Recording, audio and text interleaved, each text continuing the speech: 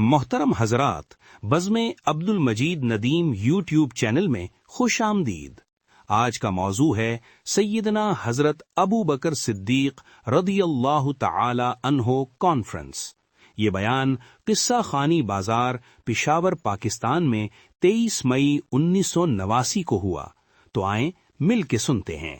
الحمدللہ وحدہ والصلاة والسلام علی من لا نبی بعدہ وعلى آله وأصحابه الذين أوفوا عهدا الذين هم مفاتيح رحمة ومصابيح الغرر أعوذ بالله من الشيطان الرجيم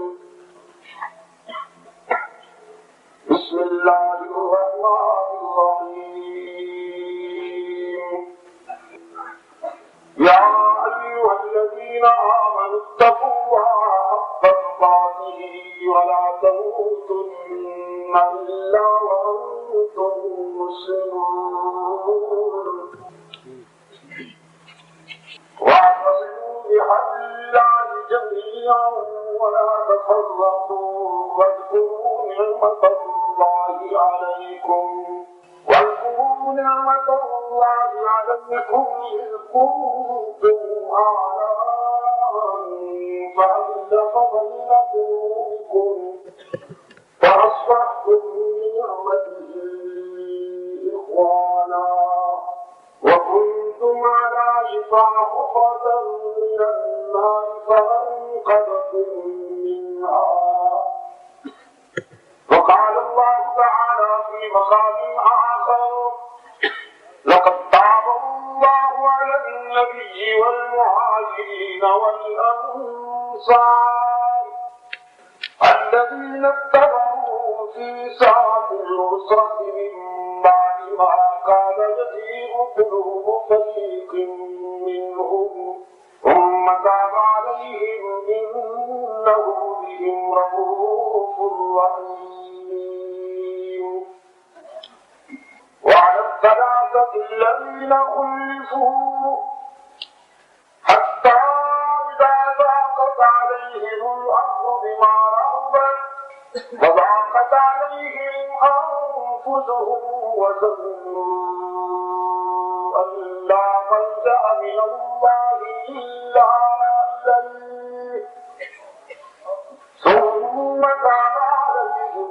ليتوبوا إن الله هو التواب الرحيم صدق الله مولانا العظيم وعن معاوية بن أبي سفيان رضي الله تعالى عنهما قال رسول الله صلى الله عليه وسلم من يرد الله به خيرا يفقهه في الدين وصدق رسوله النبي الأمي الكريم ونحن على ذلك لمن الشاهدين والشاكرين والحمد لله رب العالمين خدا کا انتظار حمد معانیس محمد جشن بلائے سمانیس محمد حامد حمد خدا بس خدا مدعا قیل مصطفیٰ بس محمد حسنی خواہم خدا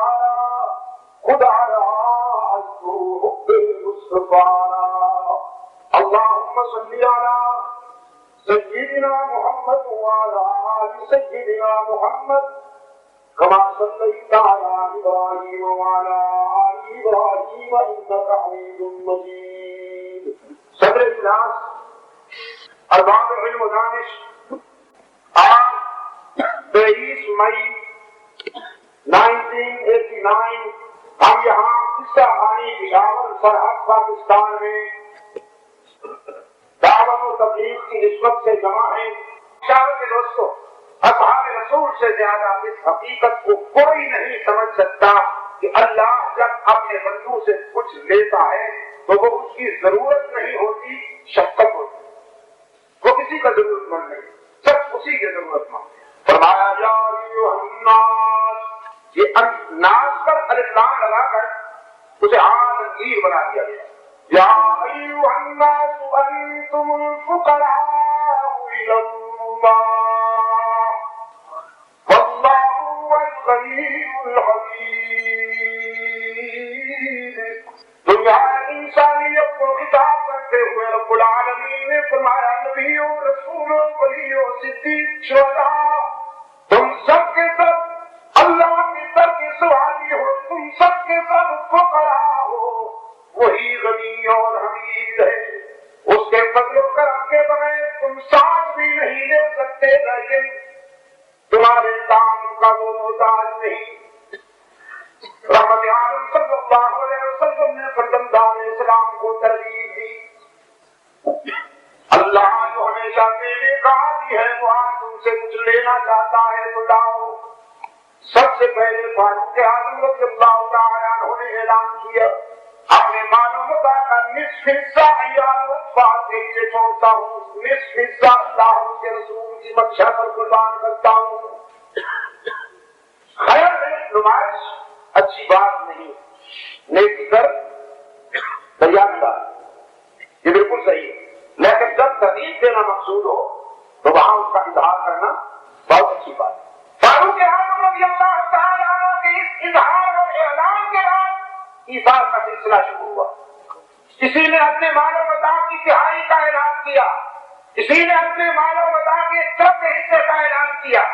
تاریخ کے دامن میں ایک ماں کا ایثار بھی انمٹ نقش بن گئے کہ وہ اپنا لگتا جدھر جائے اللہ کے رسول صلی اللہ علیہ وسلم کہنے لگی میرے پاس سروسین کے ڈھیر نہیں تھے، سونا چاندی نہیں تھا، جواہرات اور ہیرے نہیں تھے، یہ بتائے قلب و ذکر لائی ہوں، یہ میرا لفظ ذکر ہے، یہ میرا پسند ہے، اسے قبول فرمائیے۔ رحمت عالم صلی اللہ علیہ وسلم نے فرمایا ہم اس بچے کو لے جا کر کیا کریں گے؟ یہ تو نہ تلوار چلانے کے قابل ہے نہ تیر چلانے کے قابل ہے، مکتب مستقبی کی فیض یافتہ اس عظیم ماں کا تاثر انسانی تاریخ میں انفرادیت حاصل کر گیا۔ کہنے لگی اللہ کے رسول یہ تو مجھے بھی معلوم ہے نہ یہ تلوار چلا سکتا ہے نہ تیر چلا سکتا ہے، لیکن میں اسے تلوار چلانے یا تیر چلانے کے لیے نہیں لائی، میں تو اسے عشق و محبت کی راہ میں تلوار کھانے اور تیر کھانے کے لیے لائی ہوں، اسے قبول فرما لیجیے۔ جب آپ پر دشمنان اسلام تیر پھینکیں تو میرے لقبے جگر پر ڈھال بنا دیا جائے، سارے زخم جس کے سینے میں پہنچے، لیکن آپ تک کوئی تیر اور تلوار نہ پہنچنے پائے۔ رحمت عالم صلی اللہ علیہ وسلم دل کی گہرائیوں سے اسے دعائیں دیتے ہیں، فرماتے ہیں اللہ تیرے لقبے جگر کو اسلام کا سربقب مجاہد بنائے اور اس جذبے کو شرف قبولیت سے نوازے، تم لے جاؤ، ہم تیرے لیے اور تیرے فرزند کے لیے دعا ہوں گے۔ اس موقع پر عثمان بن عفان رضی اللہ تعالی عنہ کا ایثار بھی یادگار بن گیا۔ یہ بقول اللہ کے ابن تیمیہ رحمۃ اللہ علیہ عثمان بن عفان نے اس غزوے کے اخراجات کی ایک مکمل رہائی پوری کر دی، باقی دو حصے پوری امت نے فراہم، سینکڑوں اونٹ غلے سے لدے ہوئے پیش کیے، جنگی تربیت یافتہ گھوڑے 70 کی تعداد میں حاضر کیے۔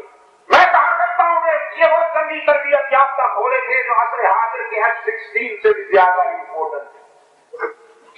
F-16 گھوڑوں کا کیا مقابلہ کرے گا کہ یہ گھوڑے جب میدان جہاد میں دوڑتے اور ان کے سن سے ان کے قدموں سے جو سنگریزے ٹکراتے اور ان میں چنگاریاں پیدا ہوتی ہیں، اللہ نے ان چنگاریوں کی قرآن میں قسمیں کھا 70 جنگی تربیت یافتہ گھوڑوں کی کھیت عثمان بن عفان رضی اللہ تعالیٰ عنہ نے پھر سونے کے دوران بھی کپڑی لگام کر اللہ کے رسول صلی اللہ علیہ وسلم کے قدموں میں لائے۔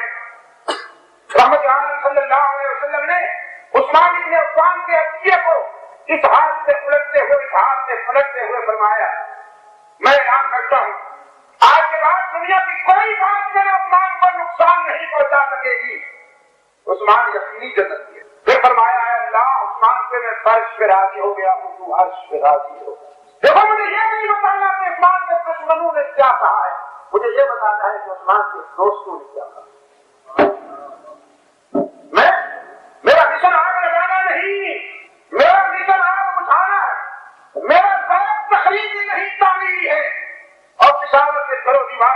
طرح جانتے ہیں، میں نے اس شہر کا جلال بھی دیکھا ہے اور اس شہر کا جمال بھی دیکھا ہے، میں نے دونوں شخصیتیں پیش کی ہیں،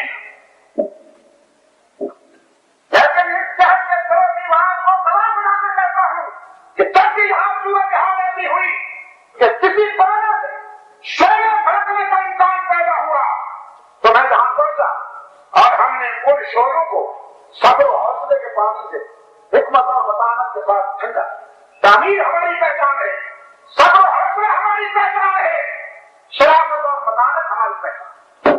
مجھے اس سے کوئی بحث نہیں ہے کہ دشمن کیا سوچتے ہیں، دشمن تو دشمن ہوتا ہے، میں اپنے وقت کیوں ضائع کروں اس پر کہ دشمن کیا سوچ رہا ہے؟ دشمن کو حق پہنچتا ہے کہ وہ ہمیں مٹانے کے لیے جو چاہے وہ سوچے، لیکن ہمیں بھی حق پہنچتا ہے کہ اپنے بچانے کے لیے، اپنی نسل کے مستقبل کو بچانے کے لیے، ملک اور ملت کی سلامتی کو بچانے کے لیے اور اپنے فکر اور اپنے نظریہ کو بچانے کے لیے ہم بھی نظم و ضبط کے ساتھ اپنا کردار ادا کریں۔ رحمت عالم صلی اللہ علیہ وسلم نے فرمایا ہے اللہ عثمان پر میں فرش پہ راضی ہو گیا ہوں، تو عرش پہ راضی ہو جا۔ لاسٹ اکتوبر میں جب امریکہ کے سفر میں تھا، ٹیکساس کا کیپٹل ہے ہیوسٹن، بڑا ہیوسٹن جاتا ہے لکھاٹ کے ساتھ جاتا ہے، یہ انگریزی کی زبان ہے، اس کا بھی زبان ہے لکھنے میں ایچ کے ساتھ HOUSTON ہیوسٹن ہونا چاہیے لیکن اسے ہیوسٹن پر بارہ اس میں ہم نے عظمت صحابہ جب میں نے اللہ کے رسول صلی اللہ علیہ وسلم کا ارشاد کوٹ کیا، ایک نوجوان نے کھڑے ہو کے کہا جی فریڈم مل گیا، عثمان کو آزادی مل گئی کہ جو چاہو کر کے پھر جنت تو مل جائے گی۔ یہ بات خاص طور پر توجہ کے ساتھ فرق ہے فریڈم میں اور واٹ آف کانفیڈنس۔ غزوہ بدر میں شرکت کرنے والے مجاہدین کو اللہ نے فرمایا اے معلومات انی قد غفرت لکم، جاؤ میں تم پر اپنے انعام کا اظہار کرتا ہوں، اب تمہیں جنت کے داخلے سے کوئی نہیں روک سکے گا، میں نے بھی تمہیں معاف کر۔ اب تم یہاں بھی کہو گے فریڈم دے دیا اللہ نے، کون سی مسئلہ پہ دکھاتا ہے؟ اللہ اور اس کے رسول نے بھی صحابہ کرام کو زندگی کے مختلف مراحل میں پرکھ لیا، دیکھ لیا، اور جب مطمئن ہو گئے کہ چاہے کچھ ہو یہ پٹری سے نہیں اتریں گے تو عرش پہ اللہ نے اپنی رضامندگی کا اعلان کر دیا اور فرش پہ رسول اللہ نے اپنی خوشنودی کا اعلان کر دیا۔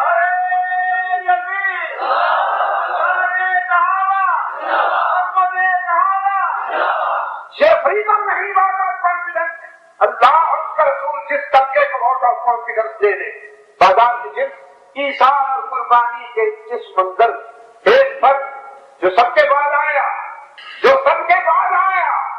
لیکن پہلا نمبر یہ اقبال نے کہا اتنے میں وہ رفیق نبوت بھی آ گیا جس سے بنا عشق و محبت ہے استوار، لے آیا اپنے ساتھ وہ مرد وفاداریش ہر چیز جس سے چشم جہاں میں ہو گے اعتبار، ملک و یمین و درہم و دینار و رخت و جن سب کے بعد آنے والا ابو بکر رضی اللہ تعالی عنہ۔ دیکھا مجھے آپ کی اسی خاموشی پر حیرت ہوتی، سب کے بعد آنے والا ابو بکر رضی اللہ تعالی عنہ۔ زندہ قوم کی پہچان یہی ہے کہ وہ اپنے محسنوں کو کبھی نہیں بھولتے۔ سب کے بعد آنے والا ابو بکر رضی اللہ تعالی عنہ، گھر کا سارا سامان اونٹوں پر لاد کر لایا ہے، اس میں غلہ بھی ہے، گھر کے استعمال کے برتن بھی ہیں۔ اجازت الدفاع میں حضرت شاہ صاحب رحمۃ اللہ علیہ نے لکھا کہ لباس بھی ہے، جسم پر وہ لباس پہن کر آیا ہے جو پوشیدہ ہے، بٹن کی جگہ کانٹوں کے پٹول کے کانٹے چبھے ہوئے ہیں۔ رحمت عالم صلی اللہ علیہ وسلم نے فرمایا چاہیے فکر عیال بھی، پوچھا بولے حضور چاہیے فکر عیال بھی، کہنے لگا وہ عشق و محبت کا رازدار، پروانے کو چراغ، اناگل کو پھول، بس صدیق کے لیے خدا اور رسول بس۔ رحمت عالم صلی اللہ علیہ وسلم نے فرمایا کیا لائے ہو اور کیا چھوڑ کر آئے ہو؟ عرض کیا جو فانی ہے وہ سب لایا ہوں، جو باقی ہے وہ چھوڑ کے آیا ہوں۔ یہ مانا پتا تو سب فانی ہے، وہ سارے کا سارا لایا ہوں۔ اللہ اور اس کے رسول کی محبت لازوال ہے اور ہمیشہ رہنے والی ہے۔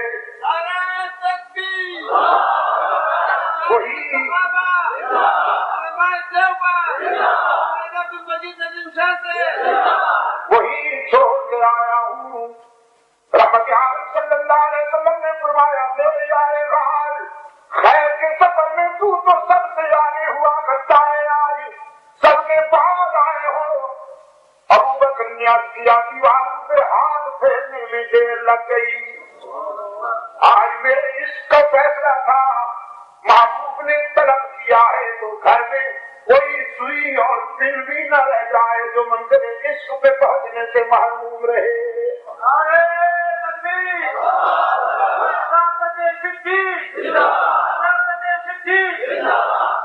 یہ ماتا عیسیٰ قربانی تقدیر کو پہنچا۔ یہاں ایک پہلو قابل غور ہے، رومی بادشاہت کے اندر یہ منظر دیکھتے ہیں تو دوڑتے ہوئے جا کے کہتے ہیں اپنے حکمران سے، اپنے بادشاہ سے کہتے ہیں نانا نانا ان سے ٹکرانے کی غلطی نہ کرنا، ہم نے لیڈر بھی بہت دیکھے ہیں، برکت بھی بہت دیکھے ہیں، لیکن محمد جیسا لیڈر کوئی نہیں اور صحابہ جیسے برکت نہیں۔ صلی اللہ علیہ وسلم رضوان اللہ علیہ مجمعین۔ انہوں نے کہا ہماری آنکھوں نے آج تک یہ منظر نہیں دیکھا، ہمارا یہ پہلا ایکسپیرینس تھا کہ اللہ کے رسول صلی اللہ علیہ وسلم کے اشارے پر وہ سب کچھ قربان کرنے کو تیار۔ یہ جب ترہبون بھی کہتا ہے نا قرآن آیت لہم مستطاعتم من قوۃ ومن رباط الخیل، ترہبون بھی اس ترہیب کا مفہوم یہ ہے کہ تمہاری تیاری اتنی زور روک ہو کہ دشمن کو تمہارا سامنا کرنے کی ضرورت ہی نہ ہو سکے۔ ایک خطرے میں صحابہ کرام رجوع کرنے لگے تو وشواس کرنے لگے، سب کا سب وشواس کرنے لگے۔ وشواس کیا ہے تو سمجھ نا، لیکن کوئی اگر میرے ضمیر کی زبان سے مجھ سے پوچھے اس کو محبت کے لہجے میں تو میں کہوں گا کہ یہ فرض جیسی سنت، کیا کہا میں نے؟ فرض جیسی سنت ہے کہ میرے آقا کو بہت فرض ہو۔ آپ کو معلوم ہے اللہ کے رسول صلی اللہ علیہ وسلم نے جب یہ دنیا چھوڑی تو آپ کی حیات طیبہ کا آخری عمل وشواس تھا۔ حدیث میں آتا ہے کہ روزہ دار کے منہ میں جو اس تاریخ سے ذرا پہلے بحث پیدا ہوتی ہے وہ اللہ تعالیٰ کے ہاں کستوری سے زیادہ پسندیدہ، لیکن روزہ دار کو بھی حکم ہے کہ وہ وشواس سیدھا جواب دینا نہیں کرتے، وشواس کیا تھا۔ بعض افراد کا خیال ہے کہ روزے میں وشواس نہیں ہونا چاہیے تھا کہ منہ سے اچھی طرح بدبو آئے۔ یہ بدبو کو کسی نے اطیب من ریح المسک نہیں کہا۔ بدبو آپ کو اچھی لگتی ہے کہ اللہ کو اچھی لگے؟ جو چیز آپ کو اچھی نہیں لگتی وہ اللہ کو کیوں اچھی لگے؟ اسلام کو اتنا نازک نظریہ ہے، اتنا جمال پسند نظریہ ہے، اسلام کہتا ہے اگر یہ گارلک کھا لو، لہسن اگر کھا لو تو مسجد میں نہیں آنے کی اجازت، تاکہ تمہارے منہ سے جو بو آ رہی ہے اس سے دوسروں کو تکلیف نہ پہنچے۔ کبھی سوچا آپ نے مسجد میں جاتے وقت کہ میں جو کچھ کر رہا ہوں کہیں دوسروں کو میں ڈسٹرب تو نہیں کر رہا؟ اسلام کہتا ہے جو پیاز کھا لے، لہسن کھا لے، وہ جب تک مسجد میں قدم نہ رکھے تب تک اس کے منہ سے بو آتی ہے۔ اگر کسی کا یہ فیصلہ ہے کہ روزہ دار کے منہ میں بدبو آنی چاہیے وہی اللہ کو پسند ہے تو یہ غلط۔ مسواک نماز عصر کے لیے بھی کرنا چاہیے، صفائی بہت ضروری ہے، اس صفائی کے باوجود ایک بحث پیدا ہو جاتی ہے ایک تاریخ کی طرح پہلے روزہ دار کے منہ غسل خانے میں پانی پینے والے کے منہ میں نا بچوں کے پیچھے بیٹھ کر چائے پینے اور باہر آ کر اپنے آپ کو روزہ دار ظاہر کرنے والے کے منہ میں نہیں۔ رسول صلی اللہ علیہ وسلم نے اس کے متعلق فرمایا کہ سب جب صحابہ کرام وشواس کر رہے تھے، دشمن کے جاسوسوں نے دیکھا ہر شخص کے ہاتھ میں وشواس ہے اور وہ کر رہا ہے دوڑتے ہوئے سر تک دوڑتے ہوئے گئے اور اپنے لیڈروں سے کہا بھاگ جاؤ بچو گے نہیں، ہم اپنی آنکھوں سے دیکھ رہے ہیں سارے کے سارے مسلمان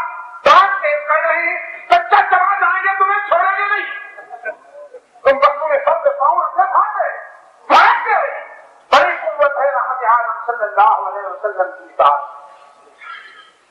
بڑا فضل ہے ہمارے عالم صلی اللہ علیہ وسلم کی غلامی میں.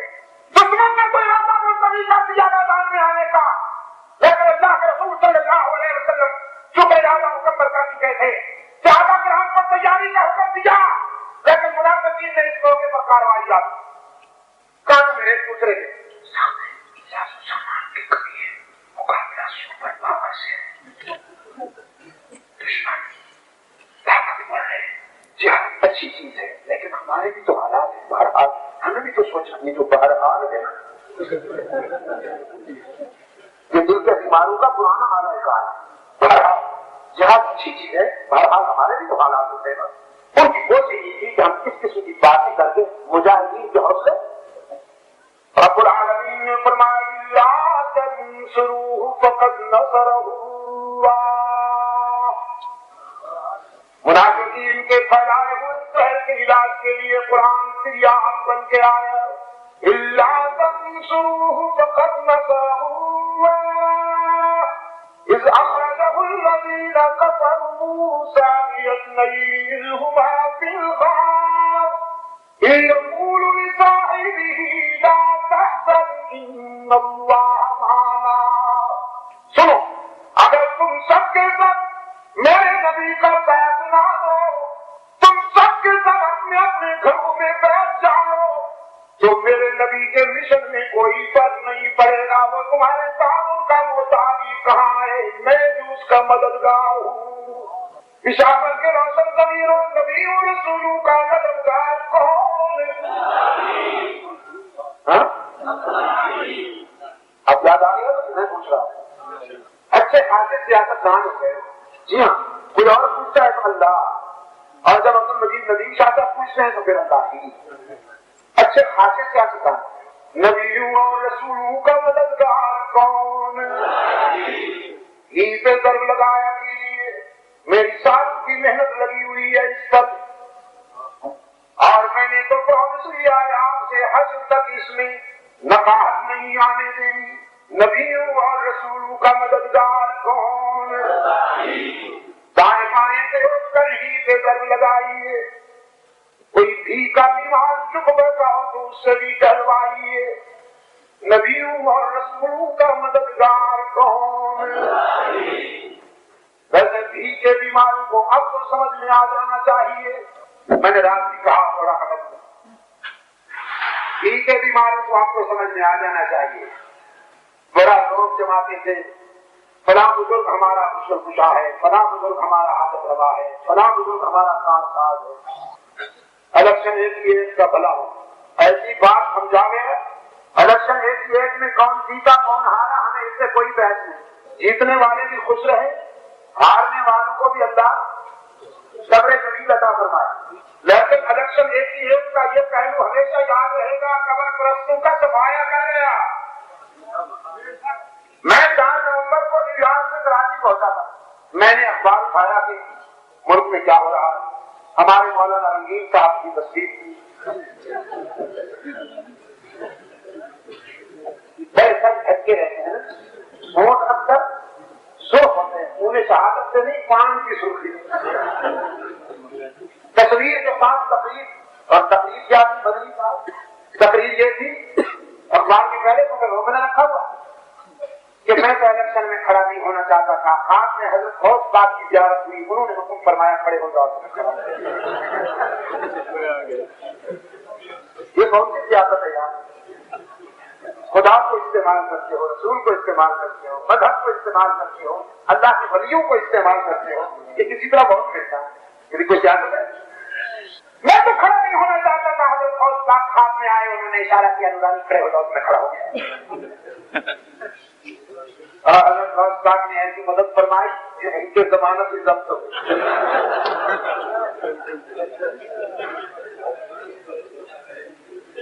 اس کے مقابلے میں جو نوجوان جیتا ہے اسے 66,000 لوگ ملے. 66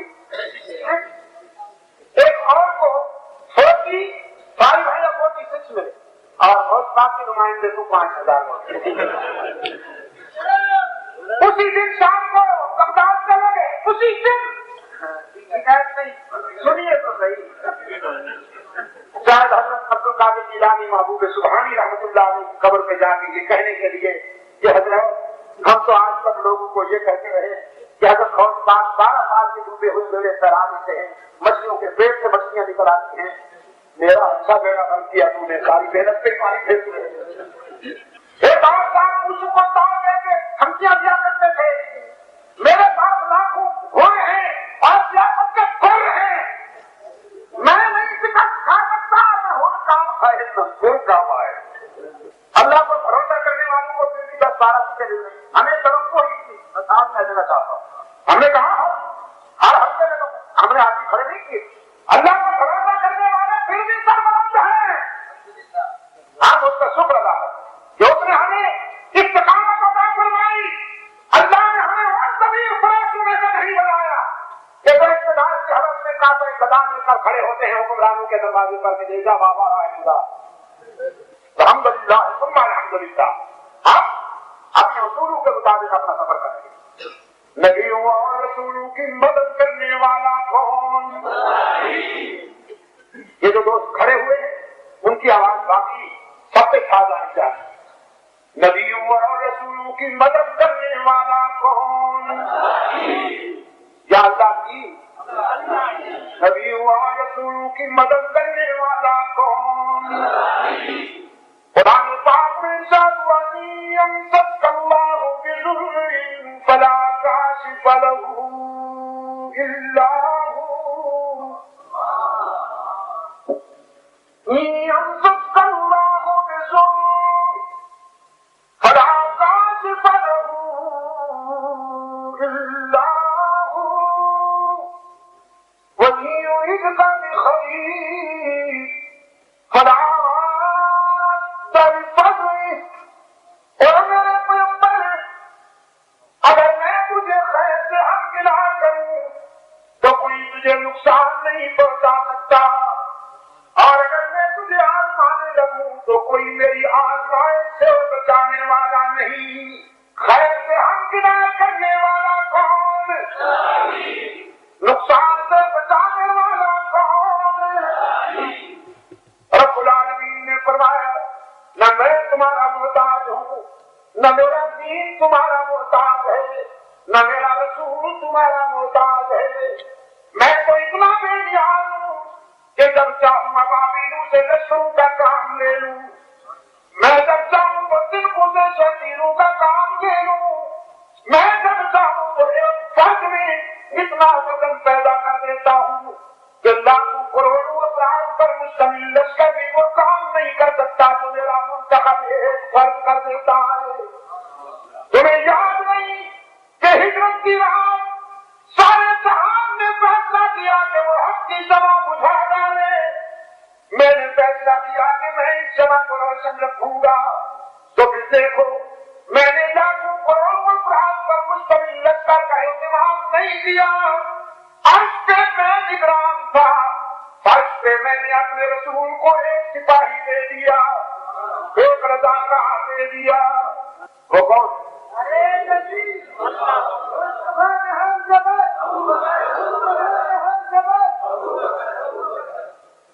عرش پہ میں نگران تھا، فرش پہ میں نے اپنے محبوب کو ایک رضاکار دے دیا، ایک سپاہی دے دیا۔ اس ایک رضاکار کی وفاؤں نے اتنا کام کر دیا کہ لشکر بھی وہ کام نہ کر سکتے۔ رحمت عالم صلی اللہ علیہ وسلم نے تیاری مکمل کی، تبوک کے تاجر پہ روانہ ہو گیا لشکر اسلامی اپنے قائد اعظم کی قیادت میں صلی اللہ علیہ وسلم، لیکن منافقین نہ گئے۔ قرآن کریم نے فرمایا فَرِحَ الْمُخَلَّفُونَ بِمَقْعَدِهِمْ خِلَافَ رَسُولِ اللَّهِ وَكَرِهُوا أَن يُجَاهِدُوا بِأَمْوَالِهِمْ وَأَنفُسِهِمْ فِي الْأَرْضِ قُلْ نَارُ جَهَنَّمَ أَشَدُّ حَرًّا لَوْ كَانُوا يَفْقَهُونَ۔ منافقین یہ کہتے ہوئے گھر میں بیٹھے رہے کہ موسم سخت گرم ہے، اس موسم میں جہاد نہیں ہو سکتا۔ رب فرمایا میرے معبود ان دل کے بیماروں کچھ نصیبوں سے کہیے تم دنیا کی اس گرمی سے ڈرتے ہو تو جہنم کی گرمی کے سامنے کیا کرو گے؟ لیکن ان بیٹھنے والوں میں تین مخلص مجاہدین بھی تھے، ہلال ابن امیہ، مرارہ بن ربیع اور کعب بن مالک رضی اللہ تعالی عنہ، یہ دل کی بیماری کی وجہ سے نہیں رہ گئے بلکہ یہ سوچتے ہوئے بیٹھے رہے کہ من ضعیفوں کمزوروں کا خیال کر کے آہستہ آہستہ چلتا ہے، پھر یہ وہاں تبوک میں پہنچ کر پلاننگ ہوگی، منصوبہ بنے گا، فیلڈنگ ہوگی، اور اتنے میں ہمارے پاس تیز رفتار گھوڑے ہیں، ہم پہنچ جائیں گے۔ لیکن رحمت عالم صلی اللہ علیہ وسلم یہاں تھوڑے سے وقت میں چونکہ دشمن میدان میں آیا ہی نہیں، مقامی آبادی کے عیسائیوں سے آپ صلی اللہ علیہ وسلم نے مصالحت کر لی، کمپرومائز کیا، اور کلوز پیریڈ میں آپ فتح و نصرت کے پرچم لہراتے ہوئے مدینہ تشریف لائے۔ پھر شہر مسجد نبوی میں اللہ کے رسول کی آواز گونجی، رحمت عالم کی عدالت وفا ہوئی، جو اس جنگ میں شریک نہیں ہوئے وہ آئے اور اپنا حضور بیان۔ منافقین آتے ہیں، گھر گھر کی کہانیاں سناتے، کسی نے کہا کہ میرا سر دکھتا تھا، کسی نے کہا میری آنکھ دکھتی تھی، کسی نے کہا بچے بیمار تھے، کسی نے کہا گھر والی کو تکلیف تھی، کسی نے کہا نانی مر گئی تھی، نہ معلوم کیا کیا آپ کی کشن سوری گھر گھر سے سنانی۔ رحمت عالم صلی اللہ علیہ وسلم یوں چپ کر کے سن رہے اور انہیں دیکھتے جا رہے۔ حضرت قاسم بن مالک فرماتے ہیں سب جھوٹ بول رہے تھے، کہا میرے نفس نے چاہا کہ تم بھی کوئی عذر بیان کر دو، خطابت تو تمہارے گھر کی ہوگی، لیکن میرے ضمیر نے کہا نہیں، آپ کس کے سامنے جھوٹ بولو گے؟ جن کا جینا محبت وہی ہے، اگر تم نے جھوٹ بولا تو وہی تمہارے جھوٹ کا پھندا چاک کر دیں۔ یاد رکھنا غیروں کی باتیں سن کر برداشت کی جاتی ہیں، لیکن اپنوں کا جھوٹ برداشت نہیں ہوا۔ یہ بھی میرا میسج ہے آپ سے کہ دوستی میں جھوٹ نہیں ہونا چاہیے، جہاں سب کی دوستی ہو وہاں جھوٹ نہیں ہونا چاہیے۔ اگر کبھی سہم ہو بھی جائے، کبھی کوتاہی ہو بھی جائے تو سچ بولنا چاہیے۔ جب جھوٹ بولو گے تو تعلقات کے آئینے میں دراز پڑ جائے گی، خراش آ جائے گی، دلوں میں خراش آ جائے گی۔ قاسم بن مالک رضی اللہ تعالیٰ عنہ ایک حکمت کے صحابت مند ہیں، بدر کے مجاہدین میں ان کا نام آتا ہے۔ ہلال بن امیہ مرارہ بن ربیع رضی اللہ تعالیٰ عنہ، اللہ کے رسول صلی اللہ علیہ وسلم نے جب ان کی طرف دیکھا فرمایا تم بھی رہ گئے، کیا ہوا؟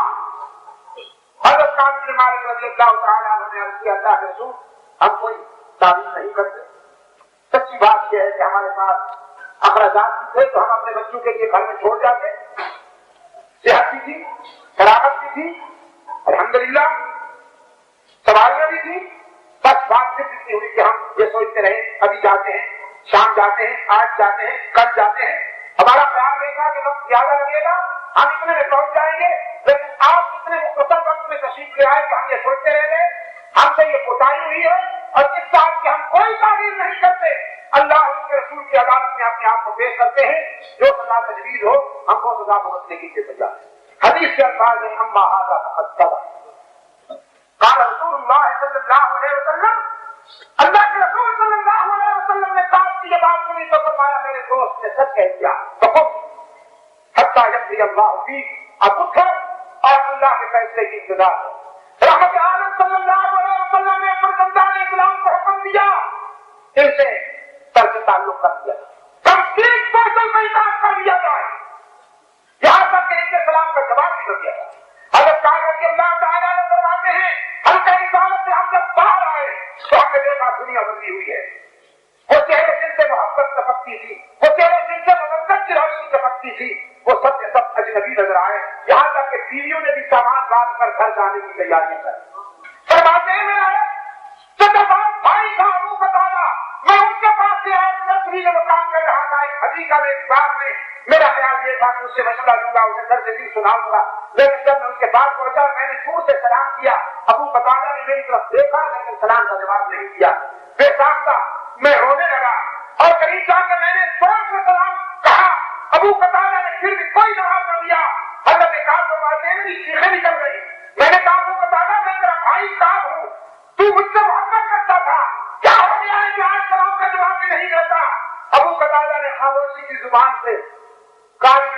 خالد کو یہ راز سمجھا دیا کہ میں تیرا بھائی بھی ہوں، تجھ سے محبت بھی کرتا ہوں، لیکن محمد کی محبت پر سارے رشتے قربان جائیں،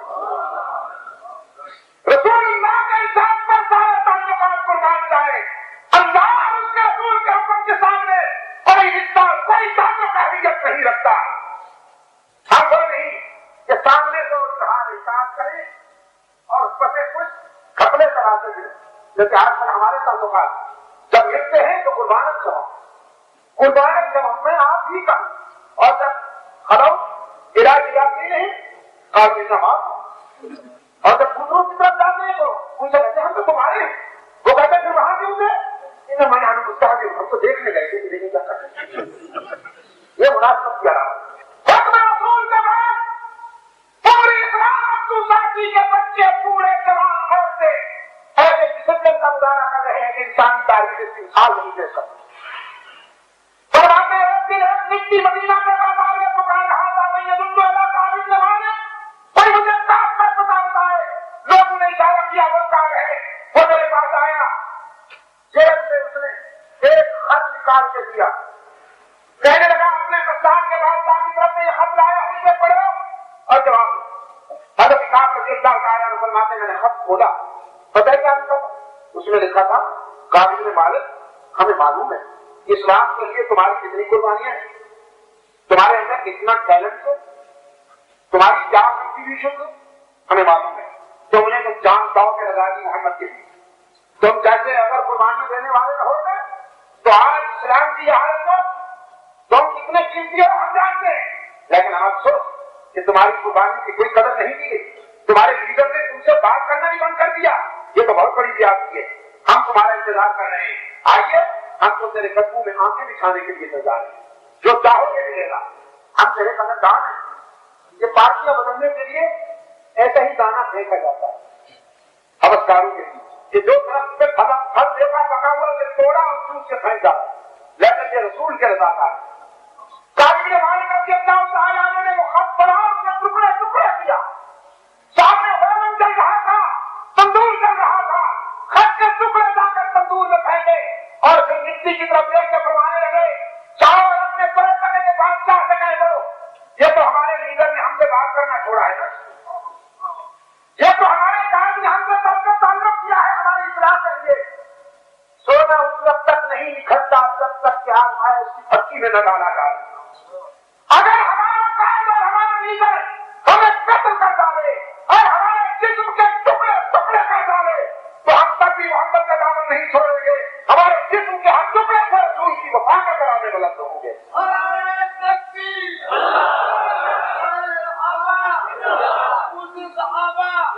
ہم پر نہیں کہ رحمت عالم کا دامن چھوڑ کر کسی اور طرف چلا جائے، ہماری دوستی عارضی نہیں دائمی اور حقیقی ہے۔ روتے ہوئے اللہ کے رسول کی خدمت میں آئے، کہنے لگے آقا دعوت یہاں تک پہنچی کہ اسلام کے دشمن ہم سے توقع رکھنے لگے کہ ہم راستہ بدل لیں گے۔ اللہ کے رسول یہ کبھی نہیں ہوگا، ہم زندہ بھی آپ کے قدموں میں رہیں گے اور جب مریں گے تو آپ کے غلام کی حیثیت سے مریں گے، لیکن ہم انسان ہیں، یہ آزمائش کب تک رہے گی؟ رحمت عالم صلی اللہ علیہ وسلم نے آسمان کی طرف انگلی اٹھا کے اشارہ فرمایا، اللہ کے فیصلے کی انتظار کرو۔ 50 راتیں ہو گئی میں مختصر کرتا ہوں رات کو، 50 راتیں ہو گئی روتے ہوئے، فرماتے ہیں صبح کی پہاڑی سے ایک آواز سنی، کوئی کہہ رہا تھا کاش تمہیں مبارک ہو کہ تمہاری شان میں غم ختم ہو، کاش تمہیں مبارک ہو کہ تم جیت گئے۔ فرماتے ہیں یہ آواز سنی، مجھے خیال آیا کوئی ہم سے مذاق تو نہیں کرا، کھڑے ہوئے مکان کی چھت پہ دیکھا اس طرف تو صبح کی پہاڑی سے جو آواز بلند کر رہا تھا وہ پیکر صدق و صفا ابو بکر صدیق تھا رضی اللہ تعالیٰ عنہ۔ فرماتے ابو بکر پہ نظر پڑی تو میرے ضمیر نے فیصلہ دیا کچھ ہو جائے، ابو بکر کی زبان کبھی جھوٹ نہیں بول سکتی کہ یہ صدیق ہے، اور صدیق کہتے ہی اسی کو ہے جس کی زبان پہ کبھی جھوٹ نہ آئے۔ دوڑتے ہوئے نیچے آئے، صدیق اکبر رضی اللہ تعالیٰ عنہ نے فرمایا کہا رحمت عالم شفقت سے تمہیں یاد کر رہے ہیں اور تمہارا انتظار کر رہے ہیں۔ فرماتے میرے پاس اور کچھ نہیں تھا، میں نے اپنا کرتا اتار کر ابو بکر کے گلے میں ڈال دیا، دوڑتے ہوئے اللہ کے رسول صلی اللہ علیہ وسلم کی خدمت میں آئے۔ فرماتے میں نے دور سے دیکھا سب مسرت میں رحمت عالم کا چہرہ چودھری کے چاند کی طرح چمک رہا تھا، دور سے دیکھتے ہوئے مجھ سے فرمایا کہا تیری ماں نے جب سے تجھے جنم دیا ہے آج کے دن سے بہتر تیری زندگی میں خوشی کا کوئی دن اور نہیں آیا. اللہ نے تمہیں معاف کر دیا. لیکن میں جو آج تک میسج پہنچانا چاہتا ہوں قرآن کریم کا مجھے کہ جب راضی کا اعلان ہوا تو ان تین کی بات بعد میں آئی ہے کہ استاد کی بات پہلے ہوئی. حالانکہ دکھ تو ان تین کا تھا, رو تو یقین ہے کہ بتا ہے. قرآن پاک میں فرمایا لقد تاب اللہ علی النبی والمہاجرین والانصار الذین اتبعوه فی ساعة العسرة من بعد ما كاد يزيغ قلوب فريق منهم ثم تاب عليهم إنه بهم رؤوف رحيم.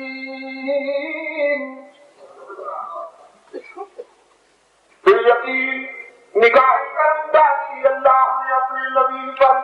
لقد تاب اللہ علی النبی, نگاہ کرم ڈالی اللہ نے اپنے نبی پر. والمہاجرین, اور مہاجرین پر.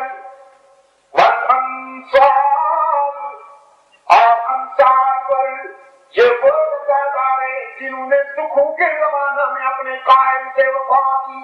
قرآن کریم نے اس واقعے کے حوالے سے ہمیں یہ بات بتائی کہ ملت اسلامیہ سے کسی فرد کا دکھ اس کا ذاتی دکھ نہیں ہوا کرتا, اجتماعی دکھ ہوا کرتا ہے.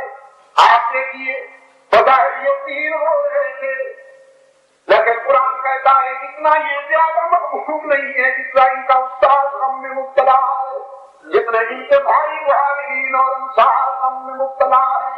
یہی وجہ ہے کہ اللہ نے جب آنسو پوچھے تو اپنے دامن رحمت سے پہلے اپنے نبی کے آنسو پوچھے, پھر ان کے بھائی مہاجرین و انصار کے آنسو پوچھے, پھر ان تین کی بات ہوئی. بارہ صلاحت الذین قرآن کریم آپ کو یہ سمجھانا چاہتا ہے کہ مسلمان ایک وجود کی مانند ہے. جغرافیہ کے اعتبار سے چاہے کتنے دور رہتے ہوں لیکن وہ ایک وجود کی مانند ہے. کبھی آپ نے دیکھا پاؤں میں درد ہو تو آنکھ میں آنسو, سر میں درد ہو تو آنکھ میں آنسو. آپ کو اس بات کی اکھیڑے نا جسم سے تو آنکھ میں آنسو ٹپک پڑتے ہیں. پتہ نہیں کس نے کہا کہ مبتلا درد کوئی عضو ہو روتی ہے آنکھ. مبتلا درد کوئی عضو ہو روتی ہے آنکھ. کس قدر ہمدرد سارے جسم کی ہوتی ہے آنکھ. ملت کے اجتماعی وجود میں آنکھ بن جائیے, آنکھ کا کردار ادا کیجیے. مسلمان چاہے فلسطین میں دکھی ہو, افغانستان میں دکھی ہو, کشمیر میں دکھی ہو, یا انڈیا میں دکھی ہو, یا دنیا کے کسی کونے میں بھی دکھی ہو, اس دکھ کو اپنا دکھ محسوس کیجیے. خوشیاں اپنے گھر کی چار دیواری میں محدود نہ کر لیجیے. اگر کسی سے بیٹے پر کوئی قیامت گزر جائے اس قیامت کو اپنا درد محسوس کیجیے. کبھی آپ کے گھر میں بھی یہ قیامت آ سکتی ہے. لیکن ہمیں آج کیا ہو گیا, آپ تو اس ماضی کا نمائندہ ہے کہ راجا صاحب کے اسٹیج میں ایک مسلمان بیٹی کی چیخ نکلی, اس کے رد عمل میں اسلام کا سپاہی محمد بن قاسم سندھ پہنچا اور اس کی آمد بڑے صغیر میں اسلام کی آمد کی تمہید بن گئی. ایک بیٹی کی چیخ میں پوری ملت کو آپس سے کر دیا, مسترد کر دیا. لیکن آج فلسطین کی بیٹیوں کے سر چادروں سے محروم کر دیے گئے ہیں. آج فلسطین کی بہنوں کی آہیں آسمان پر چھو رہی ہیں. آج فلسطین کی ماؤں کے لال ان کے سامنے ذبح کیے جا رہے ہیں. افغانستان کے مسلمانوں پہ قیامت ٹوٹ رہی ہے. کشمیر کے مسلمان رو رہے ہیں اور ہمیں کوئی پرواہ نہیں. نہ صرف یہ کہ ہم ان کے لیے اپنے دل میں کوئی درد محسوس نہیں کرتے بلکہ ہم تو اپنے گھر میں لڑائیاں شروع کیے ہوئے. 313 کی روایات کی حامل یہ قوم آج دنیا میں 1 ارب 20 کروڑ ہونے کے باوجود مقبول ہے, مظلوم ہے.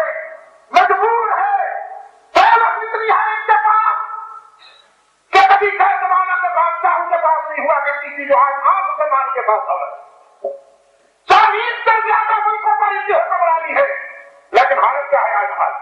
ہم دور تو بعد میں جائیں گے, پہلے اپنے گھر کی بات کیجیے کہ صحابی کے اس میدان میں کھڑے ہو کر میں آپ کو یہ بات کہنے آیا ہوں, یاد رکھیے گا میرے ان جملوں کو. اگر آپ کے لڑائی جھگڑے جاری رہے, وقت کسی کا انتظام نہیں کیا کرتا. فطرت کے فیصلے عدل ہوتے, وہ گھر مٹ جاتا ہے جس کے گھر والے آپس میں لڑے. میں نے آج دن کو اپنے دوستوں کے حلقے میں یہ بات کہی, اتحاد زندگی کی علامت ہے اور انتشار موت کی کمی. تمہیں کیا ہوا کہ آج اپنی پہچان کے لیے تم نے پہچان کر استعمال کیے ہیں, وہ خود تلاش لیے ہیں کہ اسلام میں تیرا مسلمان کی پہچان یہ ہے کہ وہ مسلمان لا فضل لعربی ولا عجمی ولا لعجمی ولا عربی الیکن لکم بنو آدم فآدم من تراب. کوئی آدمی اجمی پر اپنی فضیلت ظاہر نہ کرے, کوئی آدمی عربی پر اپنی برتری ظاہر نہ کرے, کوئی کوئلہ کالے کو حکایت کی نظر سے نہ دیکھے, کوئی امیر غریب کو حکایت کی نظر سے نہ دیکھے. خبردار, تم سب آدم سے رہتے ہو اور آدم مٹی سے بنایا گیا. تمہاری فضیلت یہ ہے, تمہاری عزت اس میں ہے کہ تم سب اللہ کے ماننے والے ہو اور محمد عربی کے غلام. لیکن آج کسی کا اقرار ہے مجھے پلیٹ کی حیثیت سے پہچانا جائے, کوئی چاہتا ہے مجھے پٹھان کی حیثیت سے پہچانا جائے, کوئی چاہتا ہے مجھے سندھی کی حیثیت سے پہچانا جائے, اور پنجاب بھی کہتا ہے مجھے پنجاب کی حیثیت سے پہچانا جائے. جن کے پاس اور کوئی پروگرام نہیں, وہ انسانی علاقائی عصبیتوں پر لیڈرشپ سرکار ہے. وہ نظریات کے اعتبار سے مطلق ہے جو ان حرامین کو اپنی لیڈرشپ کی بنیاد بناتے ہیں. خدا کے لیے پاکستان کے ہاتھ پہ رحم کیجیے, خدا کے لیے پاکستان کے ہاتھ پہ رحم کیجیے. ارے ہم نے تو سنا ماں کے بچے کے ہاتھ پڑے تو لینے والے بیٹے ایک ہو جاتے ہیں, جب ماں کی آبرو خطرے میں ہو تو بیٹے اپنے گھر کے اختلافات ختم کر دیا کرتے ہیں. آج مادر وطن کی آبرو خطرے میں, آج پاکستان کے باشندے پاکستان کی سرزمین سے ہجرت کرنے پر مجبور ہو گئے. سندھ سے لوگ اپنی جائیدادیں آنے پانے داموں بیچ کر اپنے بچوں کو ساتھ لے کر ہجرت کرنے پر مجبور ہو گئے. کیوں؟ انڈیا میں رہنے والے مسلمان ہندو سے اتنا نہیں کرتے جتنا ہم مسلمان اپنے مسلمان بھائیوں سے خوف زدہ. لاشیں تڑپ رہی ہیں, گھر چل رہے ہیں, قریب کے مکانوں سے شعلے بھڑک رہے ہیں, بچوں کی چیخوں کی آواز سنائی دیتی ہے.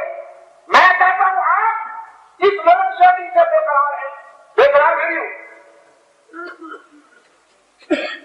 میں بھی کہتا ہوں کہ اتنی طویل لوڈ شیڈنگ نہیں ہونی چاہیے. جو 10 گھنٹے 8 گھنٹے 4 5 مسلسل گھنٹے لوڈ شیڈنگ نہیں ہونی چاہیے. اسپتالوں میں بیمار بھی ہوتے ہیں اور گھروں میں چھوٹے چھوٹے بچے بھی ہوتے ہیں. تم نے تو اپنے گھروں کو جنریٹر کے ساتھ روشن کر رکھا ہے نہیں, بلکہ بی آر پی ایریا میں تو لوڈ شیڈنگ بھی کم ہوتی ہے, نہ ہونے سے برابر نہیں ہونی چاہیے. ہمیں اس پر سخت افسوس ہے اور ہم آنے والے زمانے کے لیے تو کوئی اچھا قانون نہیں سمجھتے. لیکن مجھے سب سے زیادہ خطرہ اس لوڈ شیڈنگ سے ہے جو میری قوم کے دل و نگاہ میں آ گئی ہے. میں ان اندھیروں سے خطرہ محسوس کر رہا ہوں جو ہندی, بلوچ, پٹھان, پنجابی, مہاجر, مقامی کے ناموں سے آج میں دل و نگاہ میں اندھیرے محسوس کر رہا ہوں. ان اندھیروں کو ختم کیجیے ورنہ مستقبل انتہائی خطرناک آ رہا. اپنے پڑوس میں رہنے والے مسلمان بھائیوں کا دکھ درد میں شامل ہو جائیے. میں نے پچھلے دن ایک ملک کا سفر کیا, وہاں یہ بتایا گیا کہ 50,000 بچے عیسائی مشنری نے خرید کر لیے ہیں. مسلمانوں کے 50,000 بچے خرید کر لیے. کیوں؟ کہ وہ پرورش نہیں کر سکتے. ہم نے ان جھوپڑیوں کا, ان آبادی کا ہم نے رزق کیا, ان لوگوں سے پوچھا ماں باپ سے, لیکن ہم نے ان کی حالت دیکھی بخدا ایسے لگتا تھا کہ شاید ان کے وجود میں کبھی 3 پیس سوپ دیکھا ہی لگوٹ کو ملا. ایک لگوٹی میں وہ نظر آ رہے تھے. انہوں نے برستی ہوئی آنکھوں سے یہ اعتراف کیا کہ ہم نے اپنے بچے مشنریز کو دیے ہیں, لیکن ہم کیا کرتے ہیں, ہم اس کی پرورش نہیں کرتے. اسلام کا فاروق اعظم کو کہتا ہے اگر دریا کے کنارے پر کوئی جانور بھی مر گیا تو میں پوچھا جاؤں. وہ دریا کے کنارے ایک جانور کی موت کو اپنا مسئلہ سمجھتا ہے, لیکن ہمارے بھائیوں کے ساتھ یہ حشر ہو رہا ہے, ہم اس کو اپنا مسئلہ کیوں نہیں سمجھتے. میرے عزیز دوستو, اس وقت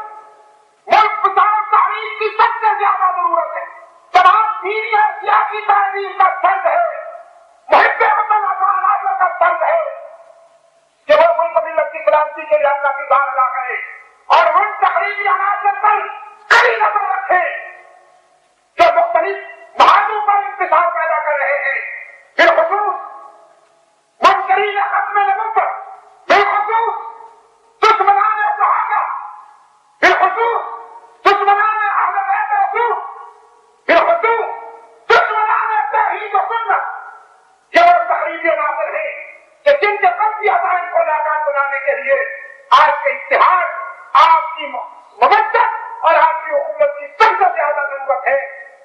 اس کے لیے عزم کر لیجیے اور قدم سے قدم ملا کر چلیے۔ اللہ آپ کا حامی ناصر۔ مدرسہ صاحب کو حکومت سنت جماعت کے پشاور شہر کے انتخابات آج ہوئے ہیں۔ میری موجودگی میں مولانا عبدالحلیم احمد صاحب کو پشاور شہر کے لیے صدر بنایا گیا ہے۔ ہمارے مدنی صاحب کے کندھوں پر پشاور شہر کے لیے جنرل سیکریٹری کی ذمہ داری ڈالی گئی ہے۔ محمد یوسف صاحب نائب صدر ہیں۔ حاجی وزیر زیادہ صاحب ہمارے وزیر خزانہ ہیں، وہ اپنا خادم ہے، اور محمد اسحاق صاحب ہمارے نائب ناظر ہیں۔ جنرل سیکریٹری صاحب کے ساتھ تعاون کریں گے، ان کے ساتھ قدم سے قدم ملا کر چلیں گے۔ میں آپ تمام عزیزوں سے یہ اپیل کرتا ہوں کہ آپ اس تعلیمی مشن میں ہمارا ساتھ دیجیے۔ اللہ آپ کا حامی ناصر۔ دعا سے پہلے آپ نظر کے ساتھ بیٹھ چلیے بات۔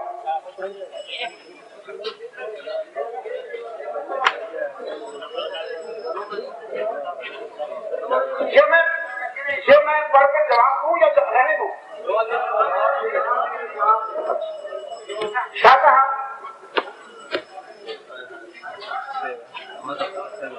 سنت کیا تبلیغ سنت ہے؟ تبلیغ سنت ہے یا کہ فرض ہے؟ بعض لوگ کہتے ہیں کہ 2 رکعت نوافل سے بھی ثواب اتنا ہی مل جاتا ہے۔ بلے کو امی بنا آئے لال رسول بلے معاف کا یہ رکھے کا نظریاتی اعتبار سے ہر مسلمان کا فرض ہے کہ وہ سچی بات دوسرے بھائی تک پہنچائے۔ 2 نوافل پڑھنے سے ثواب تو ملتا ہے لیکن تبلیغ اتنا نہیں۔ ایک ایسا شخص جو 5 وقت مکمل نماز تو نہیں پڑھتا مگر اللہ کے رضا کے لیے خدمت خلق میں لگا رہتا ہے، شریعت کا کیا حکم؟ ایک ایسا بندہ ہے جو خالق کا خادم ہے اور خالق کا باقی ہے، تو معلوم ہوتا ہے یہ وفادار نہیں ہے۔ خالق کی خدمت سیاسی مقاصد کے لیے کرتا ہوگا کہ مجھے ووٹ دے، وفادار ہوتا تو پہلے خالق سے وفا کرتا پھر اس کی مخلوق کی خدمت کرتا۔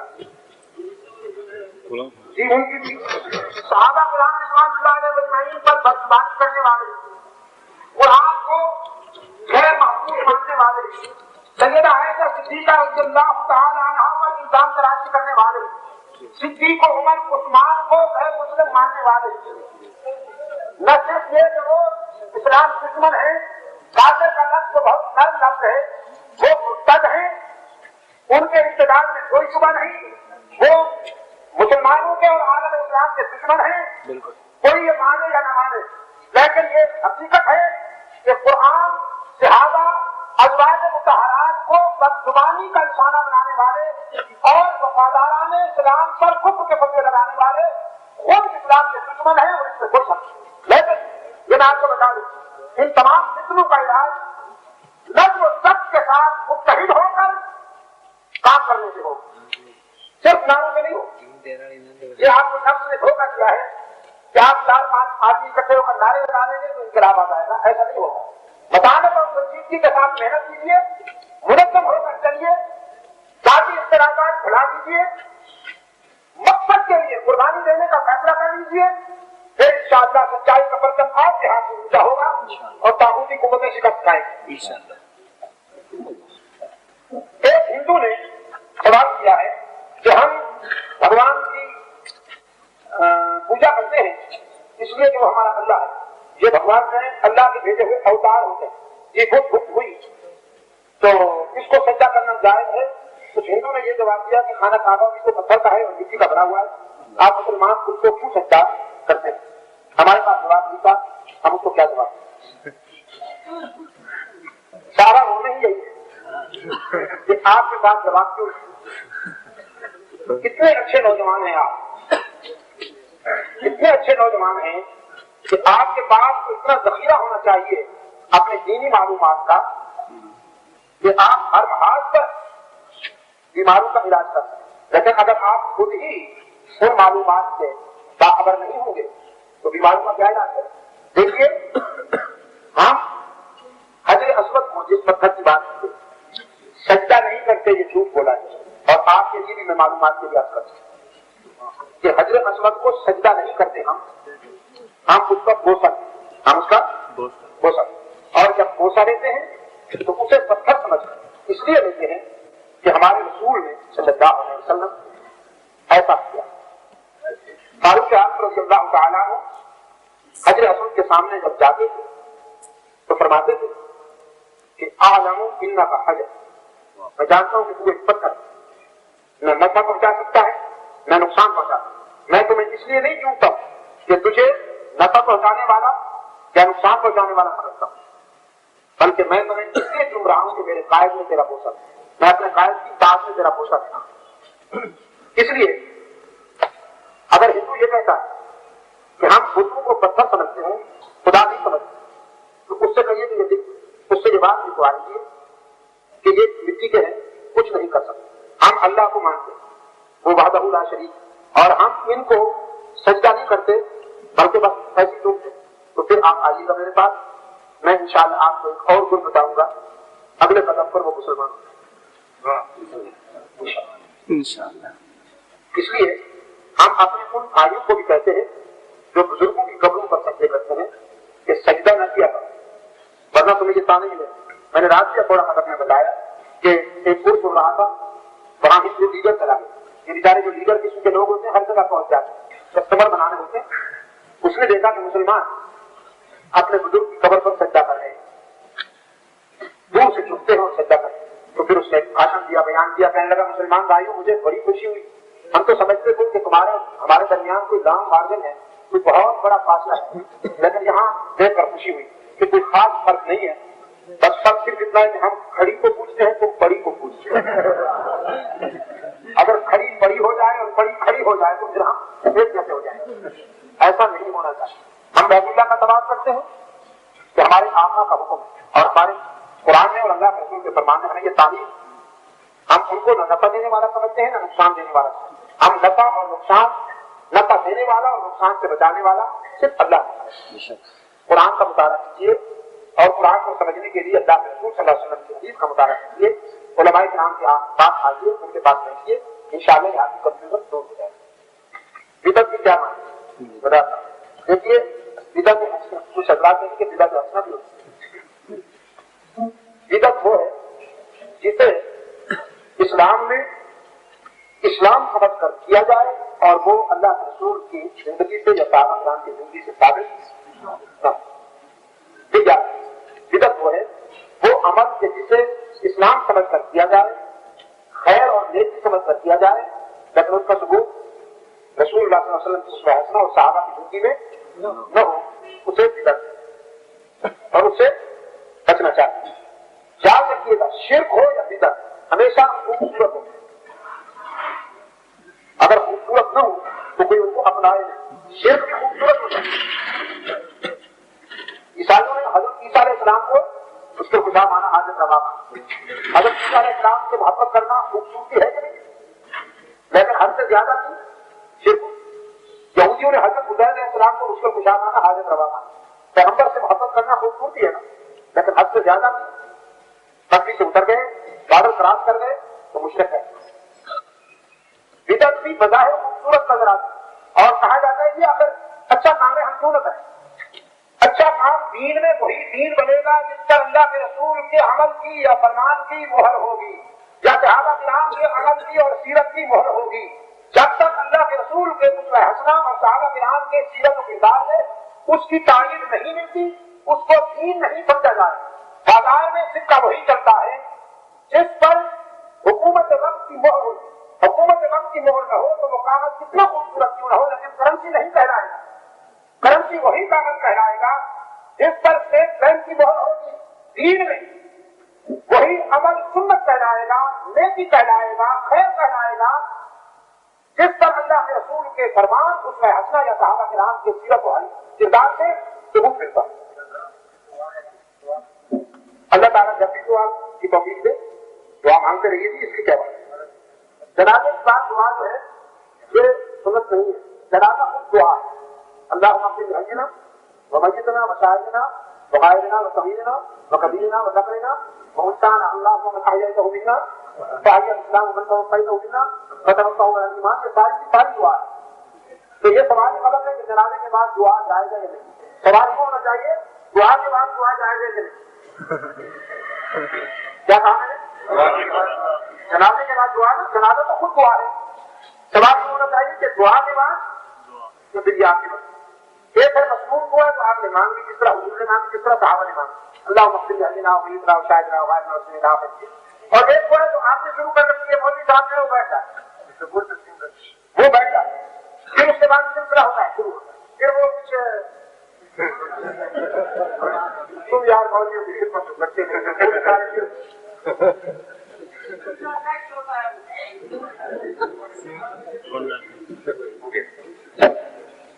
سورہ یوسف کی تفسیر کی گئی گاڑی، اس کو پھیلائیے، اللہ آپ کو توفیق دے۔ جوہانسبرگ میں 3 راتیں یہ تفسیر ہوتی ہے، اور اللہ تعالیٰ ان لوگوں کو جزائے خیر دے۔ 700 میل تک وہ روزانہ سفر کر کے آتے تھے، ڈربن سے، پورٹ الزبتھ سے، کیپ ٹاؤن سے، ہر رات وہ جہازوں پر کاؤ سے شرکت کے لیے وہ لوگ آتے، اور اگلی رات پہلی رات سے دگنا اجتماع ہوتا ہے۔ آخری رات کا یہ عالم تھا کہ جہاں تک نظر جاتی تھی لوگ۔ سبحان اللہ۔ اس کو پھیلائیے، اچھی ریکارڈنگ اللہ کی طرف سے۔